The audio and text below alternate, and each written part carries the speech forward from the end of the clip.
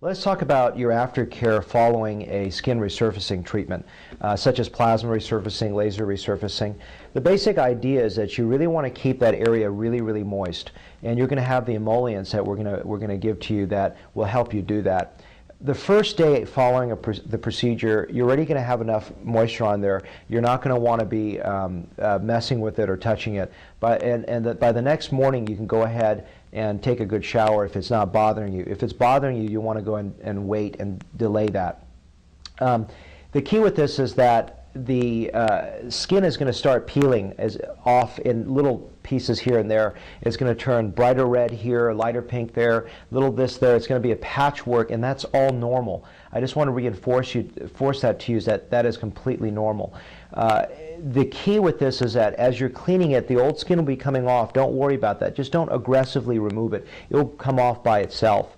As you clean it gently with the prescribed products that we have, right after you've cleansed it, go ahead and put the emollients back on so that there's a thick coating. If you question how much should I put on, I will show you in the office. I usually see you a few times that week, but put more than you think you need. I mean, it's better that you put more than you put less. If there's any question, did I put enough on? Put more. I want a thick coating on that area. As we progress over the week, as the skin starts to heal, sometimes what I'll do is there's a lighter emollient which you can use. That particular product we can then put over parts of the face where the skin is already healed. And if you say, well, what parts of my face, that's why you come back and talk to me, so I can help you with that as we progress. The only thing that I would be concerned about during that week are a few things so that you can think about. One is if there's a little bit of scabbing going on, there could be a little bit deeper treatment in that area. If that occurs, I should know about it. You're going to see me anyway in the office, and those little scabby areas are just a deeper treatment. And the way that you would treat that would be taking some of those cotton pads, taking a half a tablespoon of white vinegar and a cup of distilled water, and letting it soak that pad, and just letting it soak there several times a day to let it slough off the scabbiness. That's like a golden crust if that occurs. It's pretty uncommon, but I've seen it a few times. And then you want to really keep a thick emollient over that area if that occurs. The other thing I would be concerned about, you would be a area around the mouth in particular where you could get a herpes type of infection, which is little types of little vesicles, little clear areas around and clusters around the mouth. If that occurs, you want to double your dose. You're usually taking 500 milligrams of Valtrix or Fanbir. You want to double it to 1,000 milligrams twice a day, and then you want to call me. I really do. I want to know if that happens. It should not have a problem in the long term, but I just like to know about things if they occur to you. Even on the weekends, just give me a call. The other part that can occur, which is extremely uncommon. I've probably seen 1 or 2 cases of this. I think 2 cases I can think of, where you can have a yeast infection or a bacterial infection. That's why you're on your antibiotics for the week. Other procedures, I really don't use a lot of antibiotics, but for the skin resurfacing, I do use an antibiotic. If there's a burning sensation, something is not right, please let me know. That could also be a dermatitis. During that first month, remember, you don't have that outer stratum corneum, that layer of skin.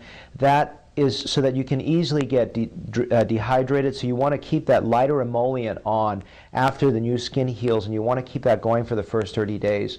Remember also for your first 30 days that you're more susceptible to an allergic dermatitis. That would be after a product is introduced, about 48 to 72 hours afterwards, you can get an itchy, burning redness where it can even look bumpy in that area. If that occurs, just please call me.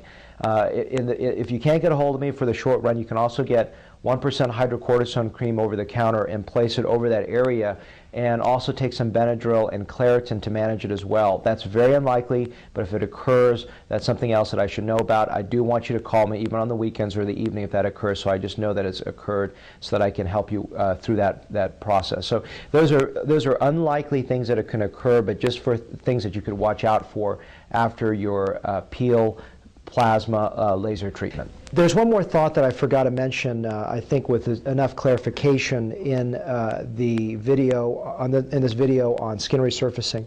As all new skin forms, I always want to mention to you that I sort of own your face for 30 days. And then what I mean by that is I want you to be as safe and as gentle as you can with products. No perfumes on here.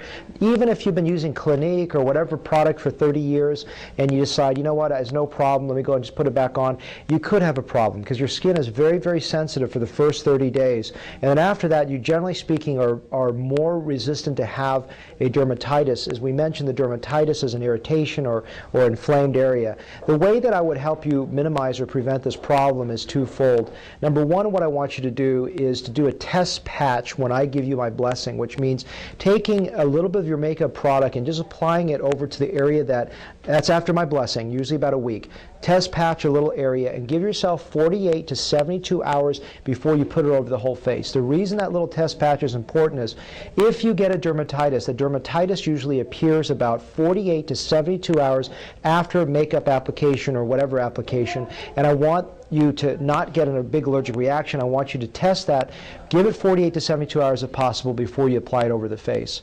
The other recommendation I have for you is thinking about the proper makeup that you can apply to minimize the chance of an allergy. We have mineral-based makeup in my building here that we can get you involved with. It is an extra cost for that, but that's something you may want to even think about before you start the procedure. And that is something that would just minimize a chance of an allergic reaction. As I said, even if you've been using a makeup product for many, many years, it still could engender an allergic response in the first 30 days only because your skin is different in the healing phase for the first 30 days. One more thing in regard to plasma, the little bit of pinkness to your skin, you could still have a little bit of pinkness even up to 30 days, and that's normal too, even slightly beyond that, but not much beyond that, and even up to 30 days is not that common. Hopefully those small refinements and thoughts will help you during your healing phase, and if there's any questions, I encourage you, please just give me a call. Call my staff, weekends, night, doesn't matter. I want to answer your questions and want to help you through this process.